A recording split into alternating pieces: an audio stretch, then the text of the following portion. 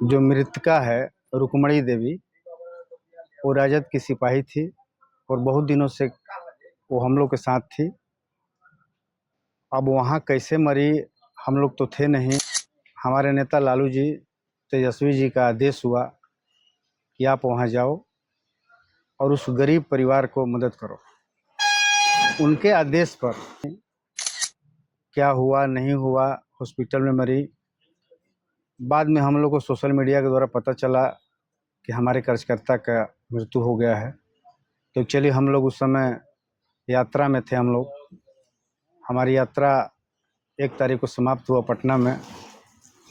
उसके बाद आज मैं रुक्मणी देवी के जो हस्बैंड हैं, उनके बेटे हैं, आज उनके लोगों से मिले, उनके घर पर हम गए। बहुत अत्यंत गरीब परिवार है, रहने का घर नहीं है, खाने के कुछ नहीं है घर में। मतलब अब जो सबसे मतलब उसको कहिए कि माने सबसे अत्यंत गरीब है वो, उसमें हमने आकर सहयोग के तौर पर हमने 51,000 रुपया उस परिवार को हमने दिया कि आप दाह संस्कार कीजिए। महिला की मौत हो गई थी, कई तरह की बातें सामने आई कि लापरवाही भी बरती गई थी। स्थानीय विधायक 3 दिन तक उस महिला के यहाँ मिलने तक नहीं गए। आप ऐसे में पहुंचे हैं, क्या कहें? देखिए, जो मृतका है रुक्मणी देवी, वो राजद की सिपाही थी और बहुत दिनों से वो हम लोग के साथ थी।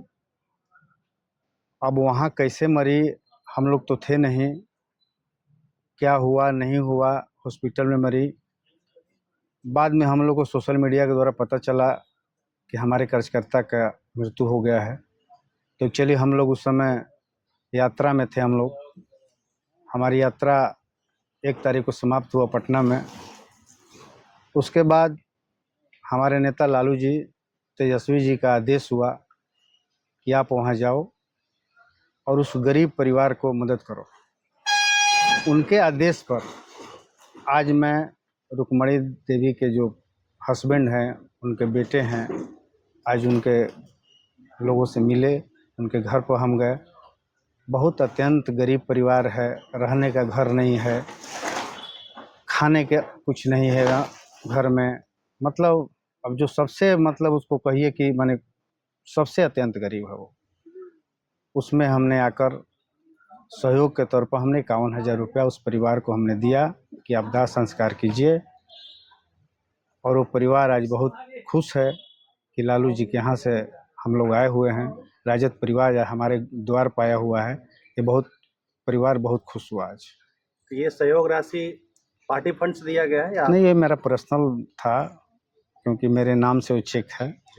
तो लेकिन उनका आदेश था, तो जब हम उस गरीब परिवार के यहाँ आए हैं और उस परिवार का दाह संस्कार करने के लिए कुछ घर में नहीं है, तो हम लोग को दायित्व बनता है, फर्ज बनता है कि हम लोग भी पार्टी से जुड़े हैं, तो उसको मदद किए। इसी आगे भी उस परिवार को किसी भी समस्या पर आपकी मौजूदगी रहेगी? नहीं, हमेशा रहेगी। हम तो देखकर बड़ा भावुक हुए। उस परिवार में सबसे बड़ा चीज़ है कि 3 डिसमिल ज़मीन का भी पहले हम लोग उसके हम बात करेंगे सरकार से। यहाँ के जो अधिकारी हैं उनसे हम मिलेंगे कि आखिर इनको क्यों नहीं मिला, जब कुछ नहीं, भूमिहीन है, कुछ खाने का नहीं है। राशन कार्ड भी हम सुन रहे हैं कि कुछ 5 किलो मिल रहा है। क्या होने वाला है? उतना बेटा है, लड़की है, उसमें क्या होने वाला है उस परिवार को? तो मदद होना चाहिए। इस सरकार में कुछ नहीं हो रहा है। ये सरकार सिर्फ पेपर का सरकार बन गई है। कोई कार्य नहीं हो रहा है, कोई गरीब का काम नहीं हो रहा है। सिर्फ इसमें अडानी और अदानी का काम हो रहा है। इस गरीब परिवार को अनदेखा किया जा रहा है। अच्छा, जिस विधानसभा क्षेत्र में वो महिला आती है और इस विधानसभा क्षेत्र के विधायक भी राजद के हैं, ऐसे में आपको अप्रोच किया गया कि उस महिला से जाके मिलिए, उसको संवेदना जताइए, इसको किस रूप में नहीं, देखा किसी न किसी तरह से हमारे नेता को ये मालूम हुआ है कि उसको दाह संस्कार करने के लिए अभी तो कोई राशि नहीं मिला है। तो राशि जब नहीं मिला तो दाह संस्कार कैसे करेगी? जब पार्टी की वर्कर है वो, और पार्टी सुप्रीमो तक एक में खबर चली गई आप ही लोग के माध्यम में, सोशल मीडिया के माध्यम से, तो कहीं ना कहीं से वो किसी का इंतजार तो नहीं करेंगे। तो कहीं ना कहीं से हमको भेजे कि आप जाइए, उनकी मदद कीजिए, और मैं आया हूँ। एनडीए के द्वारा जो आज बिहार बंद का ऐलान किया गया है, प्रधानमंत्री मोदी मां को गाली देने के, देखिए, गाली देने का जो प्रोपेगेंडा जो ये लोगों ने फैलाया है, माँ तो माँ होती है, चाहे वो गरीब की माँ हो या राजा की माँ हो।